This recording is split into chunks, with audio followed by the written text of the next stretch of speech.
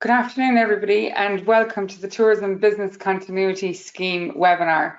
So as we committed in our Industry Day presentation, we are going to take you through the scheme today. So I have a number of colleagues with me on the call. So I've got Caroline, Rory, Linda and Adrian. And Rory is going to take you through the eligibility criteria, and Linda is going to take you through how to actually apply. So she's going to take you through the application process.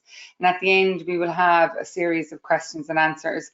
So I suppose the key message I want to give all of you is just to pay particular attention to the application process today. I think when you are applying, it's really important that you complete the application form and provide all of the information that we're looking for. Without that, we cannot process your application. So please pay attention today. Make sure that you know what you need to do in terms of filling in each of the application form. And when you come to fill in the application form, have your checklist with you. Make sure you've got all of the data and double check that you've actually completed all of the information on the form. That will ensure that you get paid. If you're eligible for the scheme, that you actually get your monies as quickly as possible. So without further ado, I'm going to hand over to my colleague, Caroline. Over to you, Caroline. Thanks, Jenny. So today, as Jenny said, we'll talk through the scheme and the application process. A lot of questions were submitted in advance, and these will be addressed through the presentation or in the Q&A at the end. As you can see, you can submit questions in the chat bar of the webinar, so please feel free to do so. Just to note, this is being recorded and it will be a resource on our website for this scheme. So please we can't address business specific queries, and we can only address questions on the scheme itself. If you have questions on health and safety or COVID-19, please visit our COVID-19 hub on the Fáilte Ireland webpage. So I'm going to hand over to Rory Dean, who will start talking you through the scheme. Thanks, Caroline. And good afternoon, everybody. So I'm going to, for the first part of this presentation, take you through some of the key criteria in relation to the scheme. So just by way of background, this scheme was announced in the budget 2020 when an allocation of 55 million was provided to Fáilte Ireland. So I picked out the key tenets of the allocation, which is it's a survival fund. It's to be administered in 2021, and it's really to be there to support fixed costs for strategic tourism businesses. So what does that mean for the design of the scheme? So really we've set this up to be a scheme to contribute to the fixed costs of identified tourism businesses that are not eligible for CRSS to support their survival. So as our CEO Paul Kelly outlined at the industry event last Monday, we're not the revenue commissioners, so we don't have access to the same level of information that they do and so on. So, but we have attempted to design a scheme to be as fair and as reasonably comparable with CRSS as we can. So I'll be referring to some of those issues further on. But the key issue, I guess, in terms of the grant payment is that it's based on 10% of turnover, same as CRSS. But we will be providing for a single grant payment to cover the 9-month period, October 2020 to June 2021. So, and the expectation that tourism businesses will require those levels of support up to June, and that CRSS may be extended from its current deadline of March. We are providing a 9-month payment. So, as we'll see, that means it'll be a 9/12 of 10% of turnover. But we'll get to that when we get to the examples. So in order to discuss some of the eligibility criteria, we need to look at the CRSS eligibility. So two key criteria for CRSS are that one, in order to be eligible for that scheme, you must have fixed business premises, and two, you must be chargeable to tax under Case 1, Schedule D. Now, without getting too technical, that essentially means registered charities. So registered charities who are in tourism will be eligible for this. But when you take those two key criteria, what does that mean for tourism businesses? So it really means that there's two groupings of tourism businesses that have fallen outside the net of CRSS. And they largely fall into two groupings. One is things to do, and one is tourism transport. So for phase 1 of this scheme, we are aiming to get funding to the things to do categories. So we have designed the scheme around these 7 criteria. These are our 7 categories, excuse me, for phase 1. And in our guidelines to be published on Thursday when the scheme launches, there are detailed definitions for these 7 categories. So I would ask that when you review the guidelines on Thursday, please ensure that you meet the definition for that for your category. So I won't get into detail on these now. I know there'll be some questions on this in the Q&A, so we'll be happy to deal with those at that point. So what are the main qualifying criteria then? So I've kind of put them into 2 kind of groups. So this is kind of the non-financial set of criteria. So one is that to be eligible for this scheme, you cannot be eligible for the CRSS scheme at any level of restrictions or for any portion of your business. Secondly, the entity, this is a private sector scheme, so the business entity cannot be in public ownership, or it cannot operate a tourism asset on behalf of a public body. We have already run 2 continuity schemes, the Coach Tourism Business Continuity Scheme and the Inbound Agents Continuity Scheme. So businesses that have already been deemed eligible for those schemes or receive payments under those schemes, they won't be eligible for additional payments under this scheme, not eligible for this scheme. We are committed to our Safety Charter program, so we are requiring all applicants who haven't yet completed it to commit to completing the Safety Charter as part of as a condition of the grant. And as with many other government schemes, we do require that you declare an intention to resume trade in 2021 or when it's safe to do so in line with government guidance.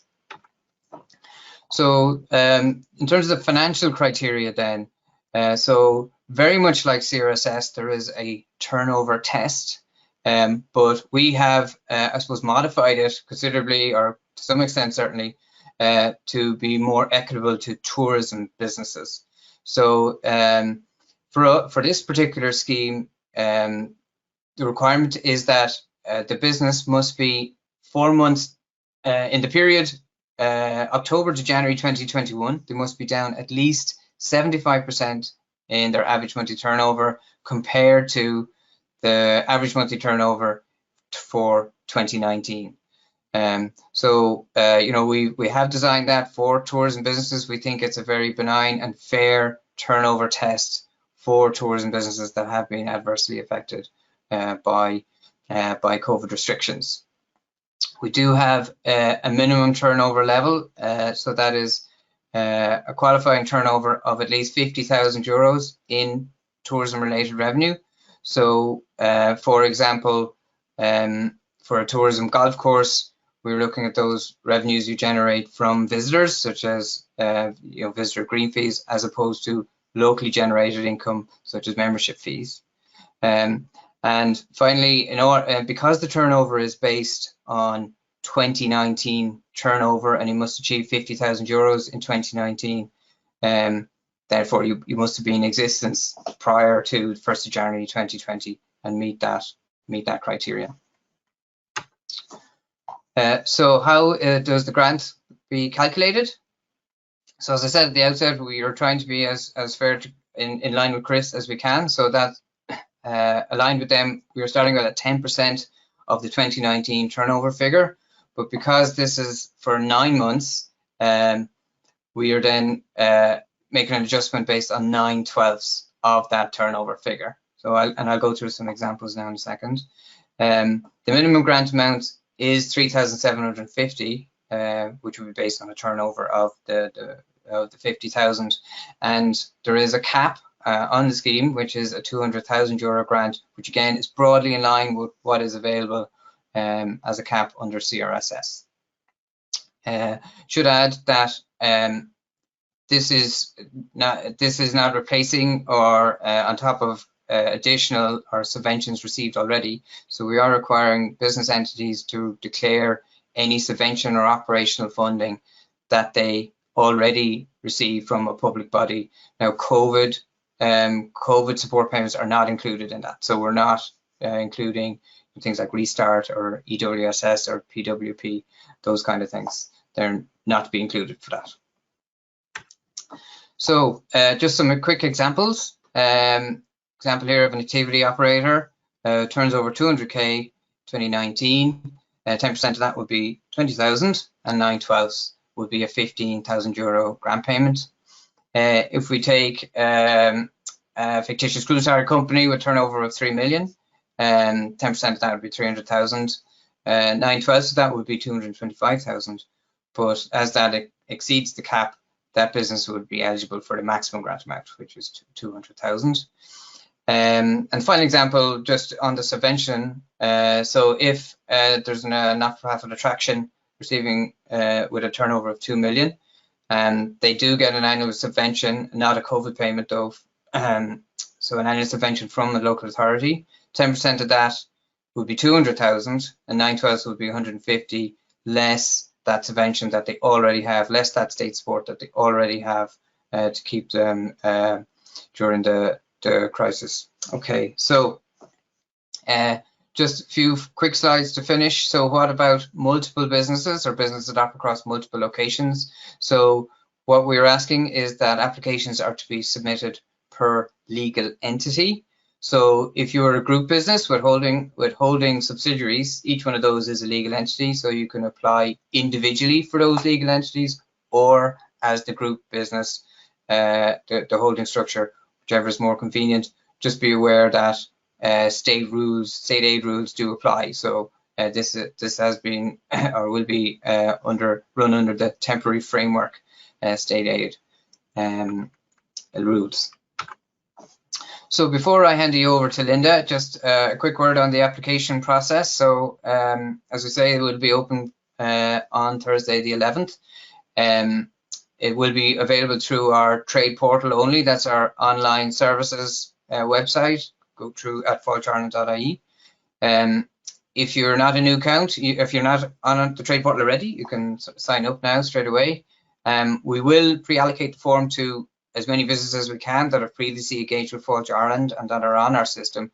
But we know that there will be many of you who may not be, and of course you can request an application form from customer support, and the details are there. And Linda will go through this with you in a bit more detail. And that's it from me for now. And with that, I'll pass you over to Linda. Thanks, Rory. Welcome, everybody. So as Rory said, I'm going to take you through the application process and the application form for this scheme. We're going to talk a little bit just about the trade portal access. I'm going to go through the application form as it currently is on the portal with a live demonstration.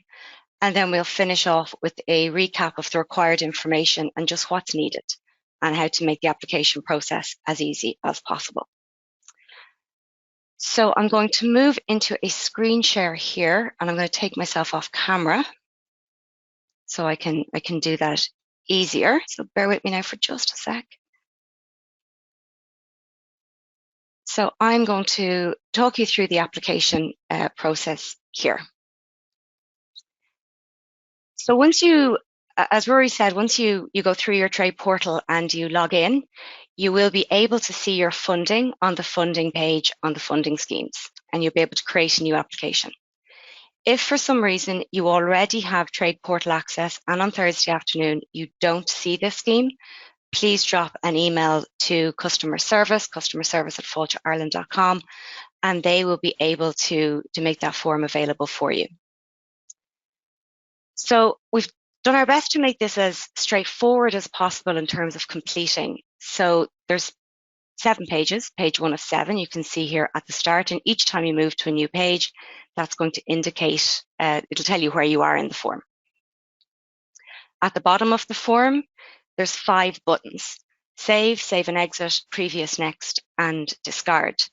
What I would say is that you save as you're going along, and what this will allow is that you can, the phone rings, you have to, the doorbell goes, anything happens. As you're saving, as you're going along, you're going to be able to come back to the same point.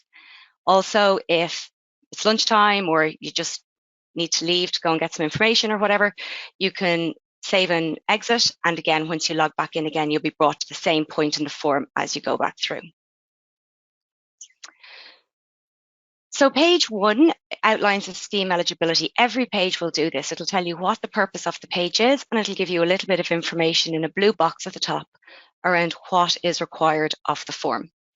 Each page also reminds you that you can call customer support or email customer support at customersupport@fáilteireland.ie. I'm not going to labour through on the scheme eligibility. They are in the guidelines, and Rory did go through them just then. The first page will ask you just to confirm that you believe you're eligible for the scheme. So it'll ask you what category do you most closely identify with, that you've not received any CRSS payments, and so on and so forth the whole way down. I will draw your attention to 1.7. This one does declare and asks you to confirm that you've understood and read all of the additional information that relates specifically to your business sector. Again, Rory called out a couple of those, so a few of our sectors do have other sets of criteria that you need to be aware of. So again, you just tick, save your page there, and you'll be able to move on into the next page. As I see it here, I'll draw your attention to the application ID. This is a unique ID to you, and when there's correspondence back and forth after submission, this will be quoted. So page 2 of 7 outlines the general information and documentation required of each applicant.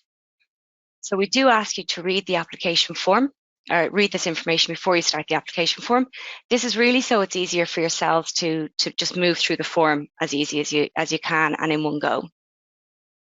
On Thursday, there will be support notes to accompany the application form. We'll have a link here, and it'll also be available on the website. So that will guide you through each page. So as I said, this outlines the documentation and the information required. Not every applicant will require, or it's possible that not every applicant will require each piece of the information. So we're looking for a tax reference number, charity number, if it's applicable to you, and the company's registration office, your CRO number, again, if it's applicable. Your full financial statements for 2019, including profit and loss. An indication of the portion of revenue attributed to tourism turnover as applicable. So golf courses may need to provide this information, some attractions may need to provide this information. From everybody, we'll be looking for a copy of your most recent tax return. Those applicants whose eligible turnover for 2019 is more than 1 million must provide an independent auditor's letter confirming that this is the case. All applicants will be asked to provide a copy of your bank statement header to verify details for payment. We have a couple of state aid rules questions here. So under state aid rules, large and medium-sized enterprises of more than 3 years in business cannot have been an undertaking in difficulty at the end of 2019. Now, this is outlined on page 4, which is the state aid rules page.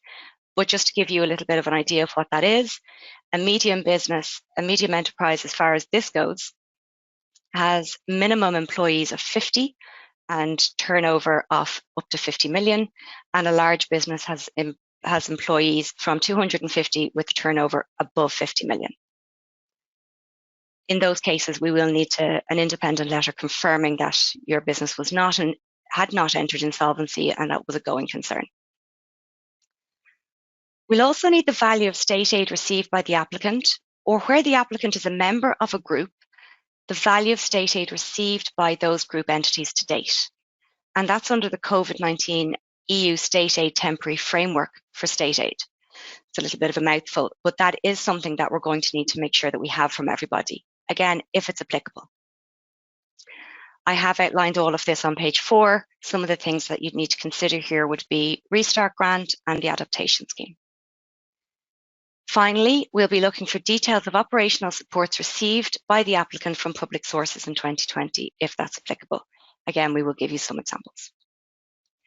So once you're happy that you've understood all of that and you have the information, you can move through to page 3. I won't labour too long on page 3. It's about the applicant details. The blue box at the top with the help text here just goes through what I mentioned at the start, which is around saving and exiting, moving around the form.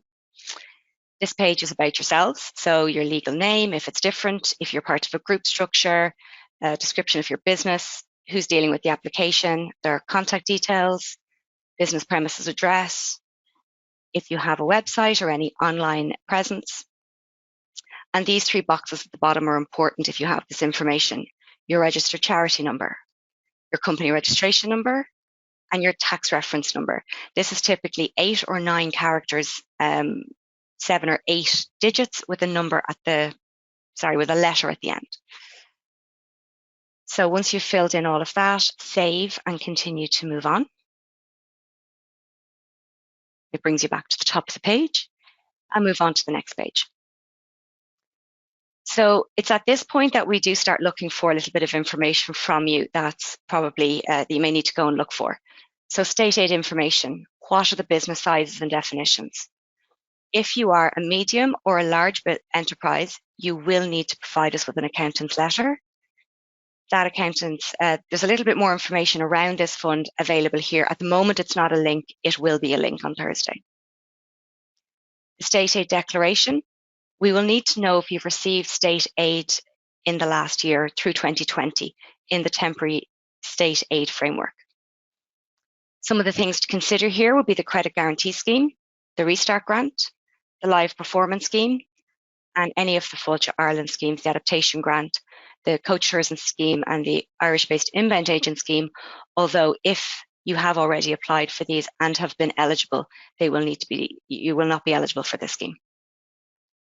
In any case, EWSS, TWSS does not need to be declared. So this is straightforward. You select the size of your business. Let us know if you were an undertaking in difficulty or if you were not. If you do need to provide a letter, this file, an upload button here. And then any supports that you have received and what that might look like. And that just populates into a number. So again, save.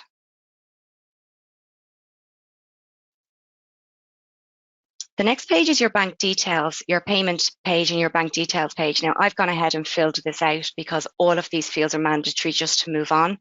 So you will need the grantee name, so your own name, the name of your business bank account, your BIC code, that's 8 characters, and it's usually referencing the code of your bank, that's Bank of Ireland, and your IBAN number. And this is, I think it's 27, a sequence of 27 characters or something similar, mixed up of letters and digits. Again, this will be available from your bank. We do ask you to add your bank header statement to verify the details, and that's a simple file upload.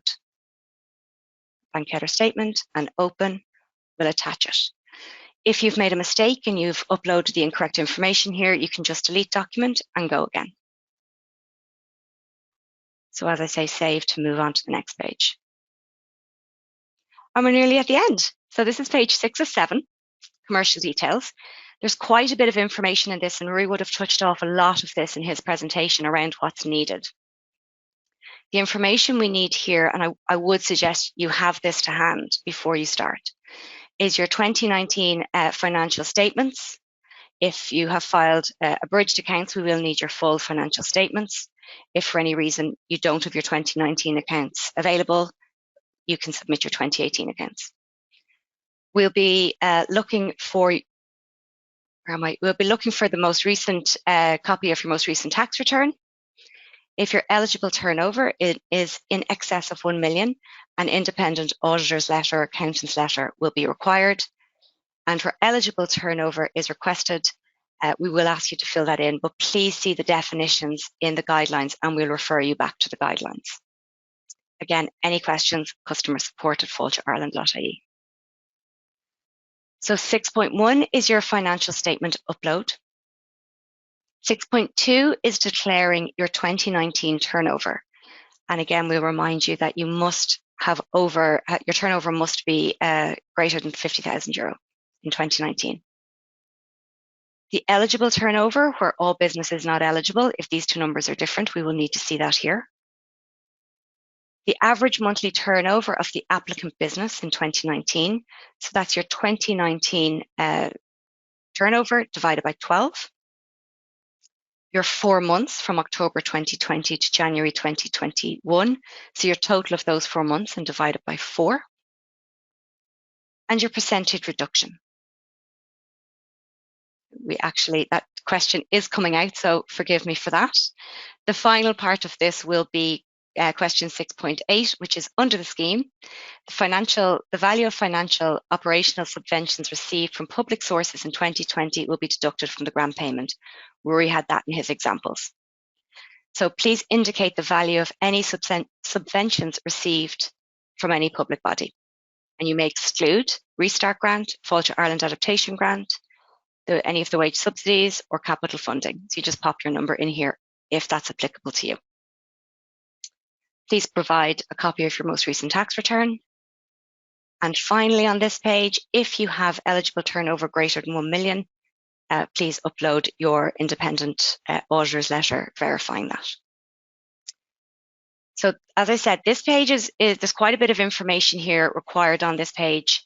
You can save as you're going along, and there will be a supporting document available from Thursday, which will just help you fill this out if you have any questions. Any other questions, please do feel free to email the customer service at fáilteireland.ie. So the final page of the form is the declarations page. Again, I won't go through all of these, we have 25 of them, but it's around making sure that you're aware of the terms and conditions, that you understand the guidelines, you'll see where they are both available for you, that the information you've received is accurate if you're a part of a parent or a group. So it goes down through that you'll do your best. You either have the safety charter or you will endeavour to do the safety charter, that your business has a reasonable prospect of survival, you'll follow the relevant guidelines for reopening, and that you'll be using any funding for defraying of fixed costs. We may also ask you for additional information or additional evidence in the evaluation process of the scheme. So once you go down through that and you're happy and you're prepared to tick all of those, you can save. And when that opens back up for you, you'll be able to submit. So once you submit, this green banner will light up or become active. And it will let you know that you have submitted your application for grant aid under Fáilte Ireland's Tourism Business Continuity Scheme, and that we'll be in touch with you in due course. Once you can print off your application at this point, or you can close out. And once you do that, an email will appear then within about half an hour, and that's going to just confirm that we've received your application. So I think we are back to the slides now, and I'm back on camera, if that's right.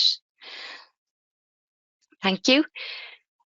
So just to wrap up what I said there, and just to make sure that we can recap of the requirements. So the application requirements of everybody is that any of your charity number, your company registration number, the numbers that you have registered your business, those are required if you have them.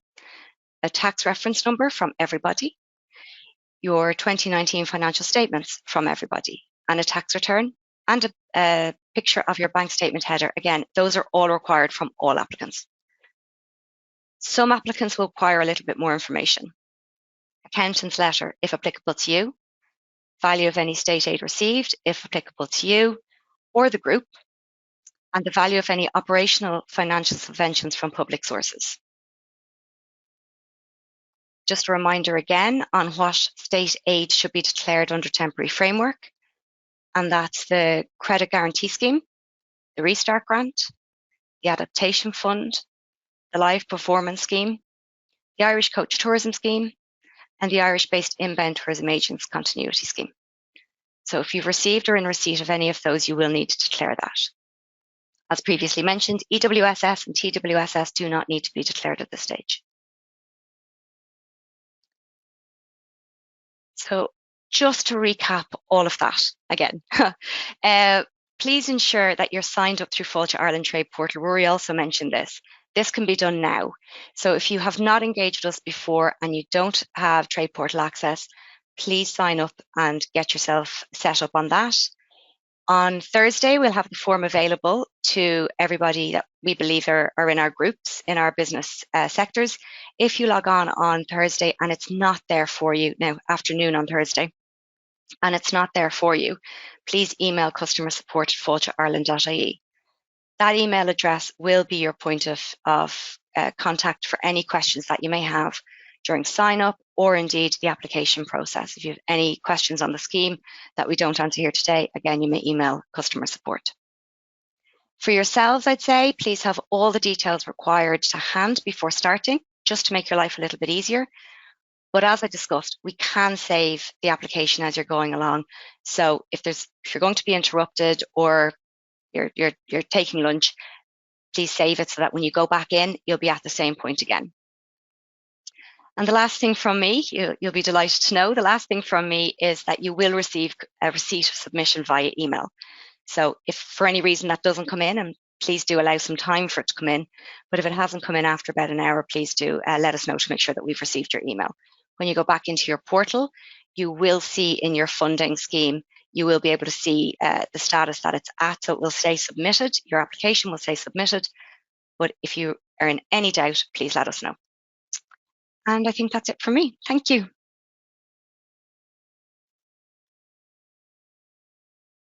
Great, thanks for that, Linda. So Rory, Dean, Adrian O'Donoghue and Linda are going to join me now for the live Q&A. So as we said, we have lots of questions coming in, so we'll get started if that's great. A lot of questions around the €50,000 limit of turnover. Is this a fixed threshold and why was this threshold set? Adrian, do you want to take that one? Yeah, can do, Caroline. I suppose with this scheme, we received the 55 million the 55 million from the government for this tourism business continuity scheme, really to fund strategic tourism businesses of scale. I suppose that's a consideration for us, that we needed to set a threshold. And for us, I suppose strategic tourism businesses really are those that are making significant contributions to the overall tourism economy, both regionally and nationally. And we base that on turnover, and we believe that to be around the 50k mark. I suppose when we look at the scheme as well, the focus of this financial support is to support those businesses to really offset the fixed costs incurred in 2020 and to support those businesses through 2021. And I suppose for businesses with turnover levels below 50k, the payroll costs do tend to be a large proportion of those fixed costs. And we believe that the income supports such as the EWSS and PUP can be accessed for a lot of those businesses. So that's why we've set it at 50k. Brilliant, thank you. Rory, do you want to take this one? What boats are eligible? Sure, thanks, Caroline. So in terms of boats, what we're really looking for here are those boats offering a tourism experience. So passenger boats and ships licensed in Irish waters who offer things like sightseeing, nature and wildlife tours, heritage tours, specialist trips, island landing trips as part of a heritage tour, dive charters, fishing charters, guided tour experiences on boats. All those would be eligible. They all offer a valuable visitor experience. I suppose where there might be a line is where we'll get into specifically tourism transport. So as I outlined earlier, maybe for phase 2, we are looking at tourism transport providers for the second phase of this scheme. So for example, under phase 1, car ferries are not going to be eligible for phase 1 under the scheme, plus others subsidised cargo services, scheduled island transfer services, and so on. So for phase 1, it's really those core tourism experience services. Is that okay? Thanks, Ruth. Yep, and that ties in nicely to our next question, which is why have these categories been chosen for phase 1? So not just boats, but all of them. Sure. Okay. Yeah, there's some complexity around the phase 2 cohort, to be honest, and there's a line between, I suppose, transport providers who offer tourism services and to local users. So in the interest of expediency, we really decided to phase this so we could get funding to the phase 1 grouping, who are more core tourism businesses, while we finalize the details for phase 2. So we are working on that as we speak. We want to get that as soon as we can, and we will be announcing details of phase 2 as soon as next month. So in March there will be information on the phase 2. Brilliant, thank you. Here's another question for you, Rory. I have received funding from CRSS for a portion of my business. Why am I not eligible? Okay, so that's a fair question. So we need to be cognizant of why this funding was allocated to us. So it was, as Adrian said, to support strategic tourism businesses that are not getting the required support through CRSS. And businesses that haven't received anything from CRSS have to be the priority for this scheme. And therefore the guidelines do state, and as I said in my presentation, that businesses must be ineligible for CRSS at any level of restrictions and for any portion of their business. So while we acknowledge that, of course, certain tourism businesses will have received some state support for your CRSS and have been impacted adversely from COVID, they are receiving some state support for that via CRSS.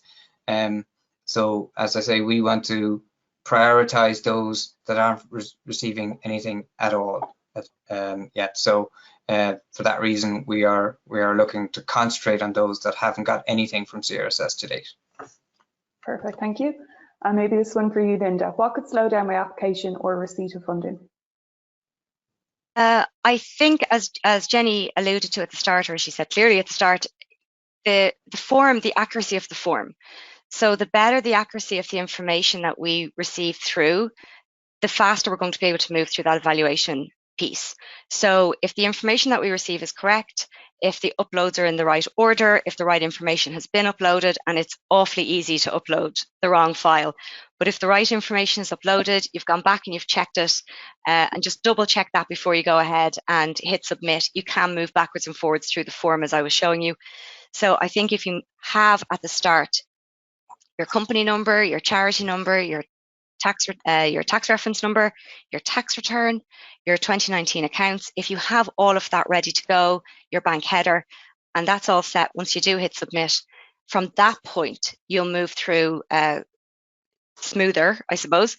Any questions, we'll still come back and ask you that, but it'll relieve the need to come back and ask as many questions.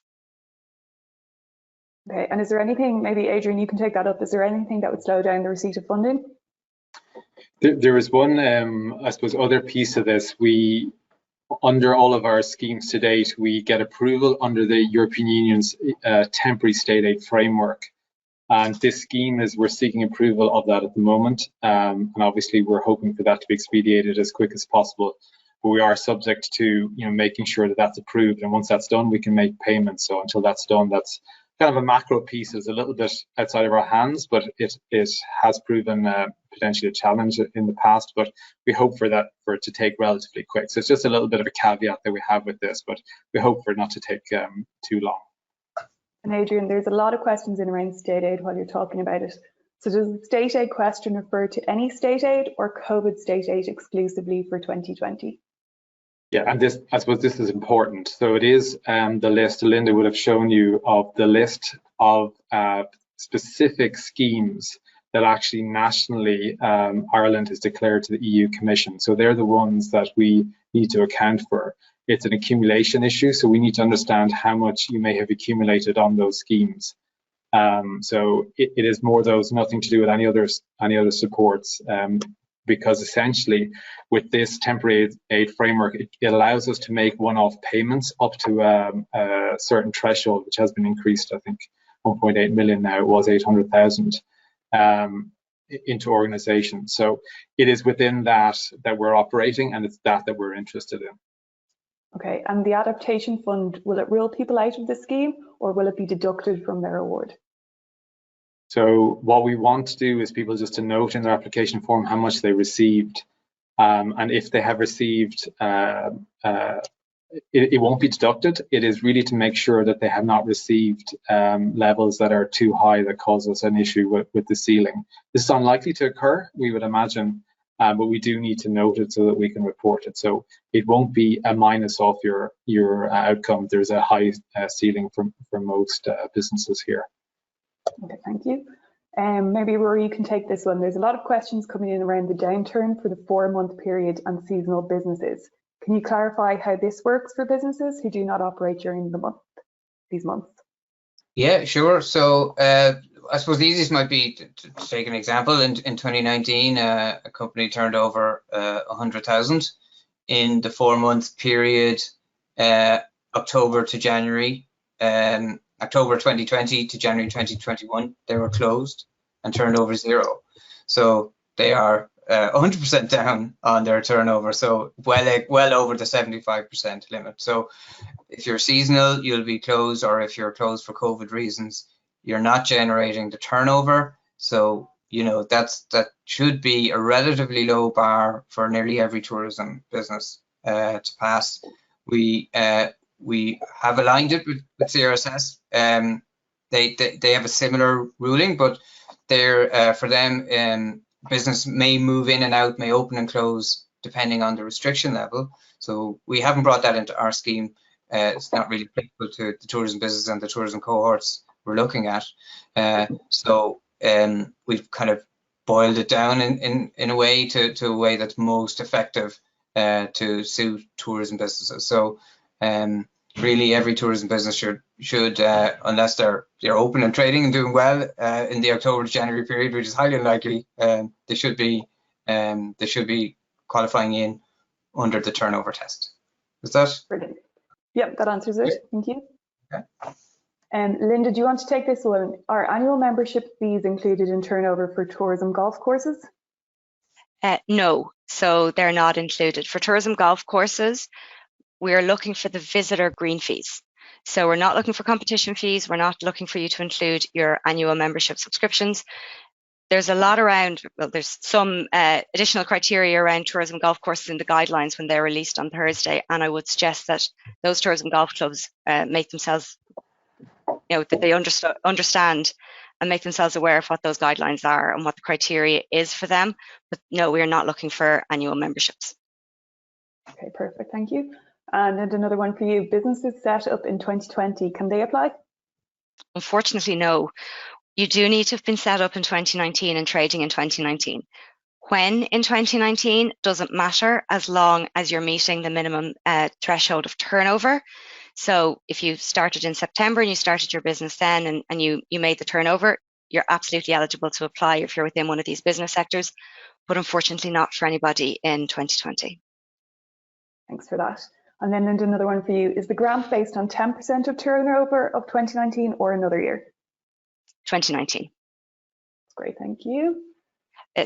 Just to clarify that, Caroline, I think that was possibly because I mentioned 2018 accounts. If there's a difficulty in providing 2019 accounts for any reason, we can look at your filed accounts for 2018. But we are basing this grant off 2019 turnover and 2019 figures. Perfect, thank you. And then Marie, you might want to take this one. It's about grouped businesses. So can income from a number of businesses be grouped to give the turnover figure? For example, small bands income added to income from a rental property. I suppose, well, the first thing is it's the application is from a single legal entity. So if it's the one entity, we can look at that.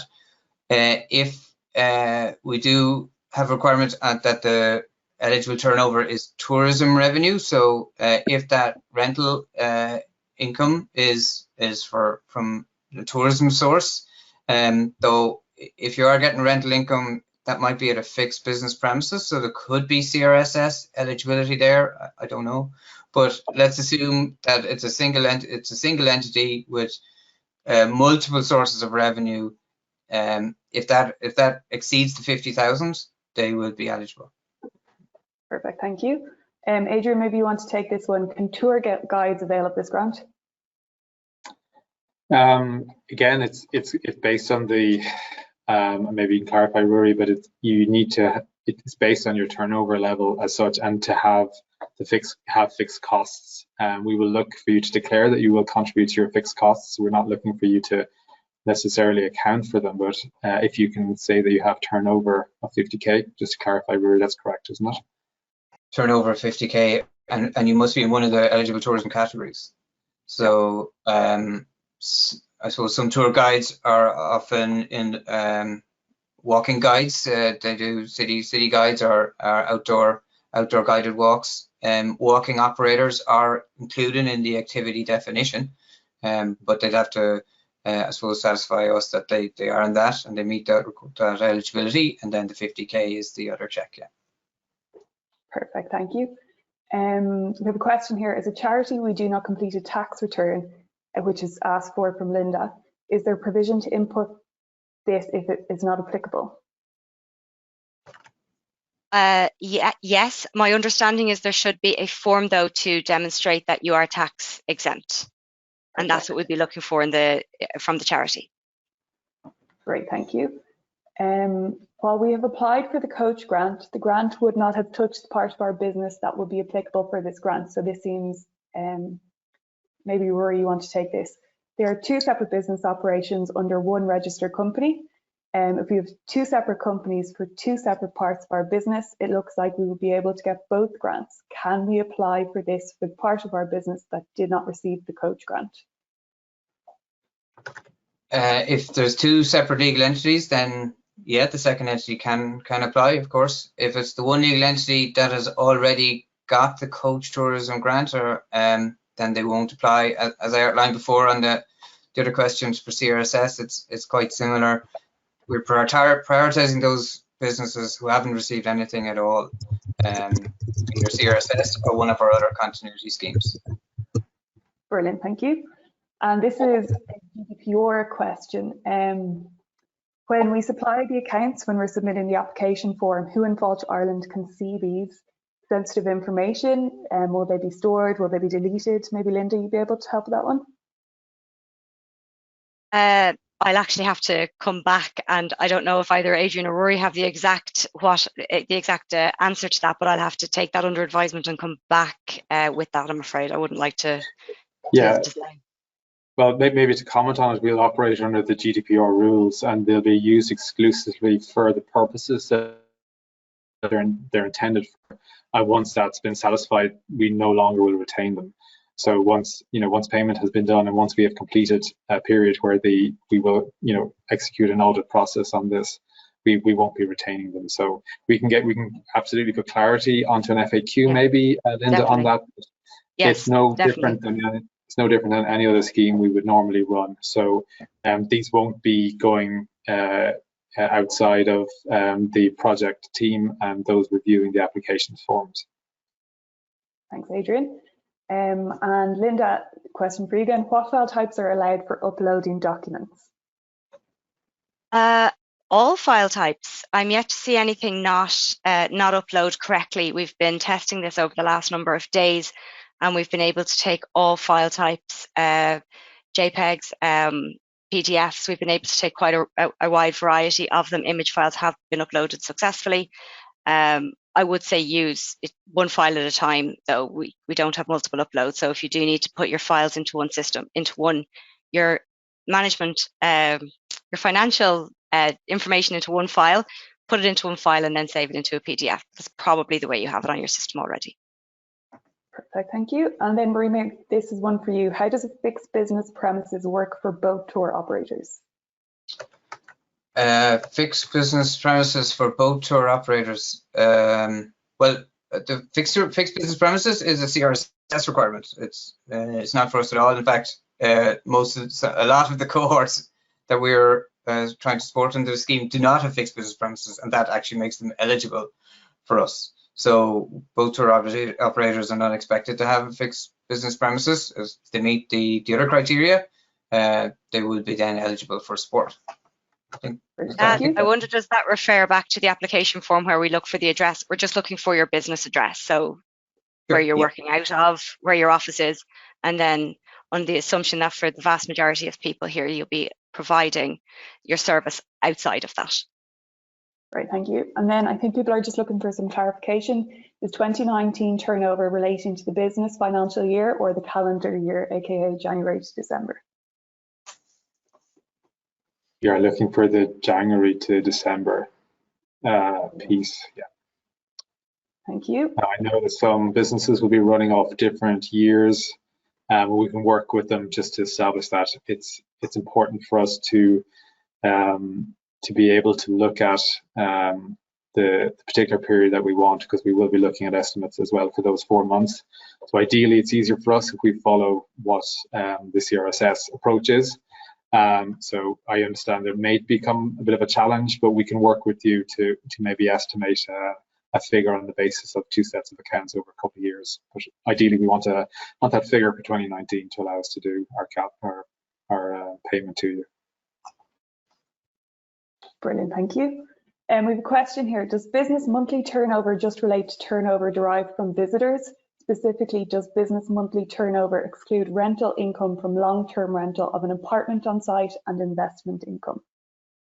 Do you want to take that one? We're looking for the eligible tourism revenue. So that is the crux of the scheme here. And in some instances, we are asking for you to break that out. Now, if your long-term, if that's related to tourism and you feel that you can justify including that, then I would see no issue with that. But that may be a question that we come back and ask you when we're evaluating the application. Great, thank you. We also have questions on local authority owned and operated businesses. So query whether, as the facility we operate from is locally authority owned but not managed by the local authority. We have a license management agreement for 10 years to manage the facility as a tourism attraction. Can we apply? Rory, do you want to take that one? Yeah, no. So this is intended for businesses that have that are outside of the public sector and for assets that are outside of the public sector as well. So in that instance, if the asset is owned by the local authority, for example, there is some recourse there for assistance from the local authority who own that attraction or own the asset, and so that, I suppose, that applicant would be outside the scope of the scheme and wouldn't be eligible. We're trying to, again, get to those businesses or entities that have no access to any other source of public funding as best we can. And I suppose those that have some relationship or contractual relationship with a local authority or the owner of the asset may have recourse to them for funding. Perfect, thank you. And questions here on how the money can be spent. Adrian, do you want to take this one? Is there a limitation to what the money can be spent on? Well, the aim of this scheme, as has been mentioned a couple of times, is to defer as much as it can for the fixed costs, for the fact that you are essentially, largely not operating, or you're not operating. So the focus is on you paying for, what those fixed costs are. So we want you to declare that to us. We will have a follow-up audit, as mentioned, on a number of those, who've been provided, as we would normally do with any public funded scheme. So ideally, we want you to spend this on fixed costs. It's not necessarily for capital improvements. It is for the recurring fixed costs of you surviving, really. And we're contributing to that element. So yeah, fixed costs. Brilliant, thank you. Rory, we have a question here regarding eligibility. Do you have to be operational in 2021 to apply? What we ask is that you declare your intention to resume trading. I think that's standard for many other government schemes. Subject to restrictions, do you intend to resume trading in 2021? And we ask you to declare that you will to be eligible. Yeah. Brilliant, thank you. And a question here for Linda, you can probably answer this. What is the deadline for closing for submitting your application? The 8th of March. Brilliant, so the 8th of March is the deadline, and we'll open on Thursday, this coming Thursday at 12. Great, thank you. So that's a 4-week window, essentially, isn't that right? Yeah. Yeah, it is. And just to say again, and it's been mentioned, I think, by both myself and Rory, you can go ahead and get yourself set up on the trade portal now. There's nothing to slow you down in getting that piece of the puzzle organised and getting yourself ahead of the curve there. The application form will not be available though until Thursday, so don't worry when you don't see it. Great, thank you. We have a question here on subsidised businesses. We receive a subsidy from a government department for part of our business. Does this stop me applying for this scheme? Well, it depends on what it is. It certainly doesn't stop you applying, but it may impact the final grant amount. So we will deduct off certain operational subventions. That doesn't include things like EWSS or PUP. It does not include restart grants or adaptation grants, and it doesn't include a rent subsidy. So it depends on the nature of that subvention, and that should be declared in the form then. But we can clarify those for anyone on an individual basis should they need to do so during the application process. We'll work with applicants on all those issues. Great, thank you. And I think just a lot of clarity is coming in around the CRSS. So if you have received CRSS funds, are you totally excluded from this phase of the grant? Yes. Yeah. Yes. This is for those who have not received any payment at all from CRSS. Great, thank you. And questions, I think there's a few questions on clarity on multiple properties and businesses. So for a company with 2 caravan parks, do we need to submit separate applications? No, if it's the one ownership, one legal entity, they can submit the combined turnover of both the sites. So that they can submit as one. If it was divided into 2 separate legal entities, they can apply for both separately if that was an option. But it's one application per legal entity. Great, thank you. We've got a lot of questions in on the expected time frame of turnover of applications and payments. I know you addressed this, Linda, but do you just want to clarify this? Once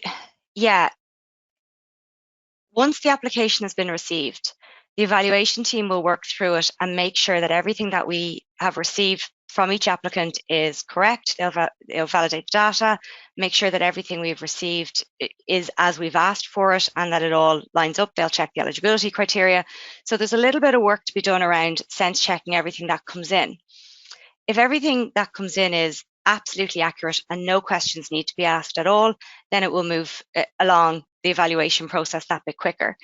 Where a little bit of delay can occur is if questions need to be asked of the applicant. So if we need to go back and ask a little bit more about your turnover, or as I said earlier, if your incorrect file was uploaded by mistake, there could just be a little bit of back and forth that will ultimately slow things down. To Adrian's earlier point, once we are approved through the framework, we'll endeavour at that stage, once all of our checks are done, all of the data has been verified, at that point, once we're looking at 3 weeks, 3 weeks to a month. Okay, guys, we're actually coming just up to 4 o'clock. So we'll try to get a few more questions in. If you've not done the safety charter, is that a problem? No, but we would look to, part of the declarations is that you will endeavour to complete the safety charter upon reopening or before you reopen for your sector. Great, thank you. And maybe this will be our last question before we close off. If you're eligible for CRSS but did not avail of it, are you still deemed eligible to apply for phase 1? No, if you're eligible for CRSS, you should apply under funding from the revenue for that scheme. Yeah, and we are working with the Department of Enterprise, Trade and Employment and Revenue to look at ways to just ensure that, if we do need to check the payments have occurred in CRSS, we may be including that in the application form to seek consent from you, but we're just working through that at the moment as a possible addition. Just onto to finalise, just on Linda's response as well in terms of the timelines. It's important for us as well that we are looking at eligible applications that when they come in. So, if we're working on ones that are ineligible, that does slow down our process. We are aiming to pay as we come in. So once we're satisfied with the payments, our aim is to get payments out as soon as we can get them out. So we want to be as quick as you want us. We know that you're looking for this. We want to be able to get this out to you as quick as we can. We have designed a scheme which is relatively straightforward. That there's obviously it's very difficult to make anything really simple when you're dealing with turnover and public funds, but we've endeavoured to do so. So when you are, the more precise you can be, the easier it is for us to put you onto that list where we get you going on in terms of getting the payments back to you. So just be conscious of that as you're working through. The more careful you can be at the point of application, it does make it a lot easier for us out the other end. That's great. So thank you. Just on that, Adrian, if I can say, to your point of pay as you go, we're not going to wait until the 8th of March to start evaluations. We will start evaluating them as they come in. So as soon as the scheme opens, we'll be ready to accept submissions. Great. Thank you, Linda, Rory and Adrian. Thank you for everyone tuning in today. There was a lot of questions we didn't get around to, but we will put them in an FAQ document on our website. And just to reiterate, the scheme's going live Thursday, February 11th at noon, where you'll find the guidelines, information on scheme, and a link to this recording. Thank you very much.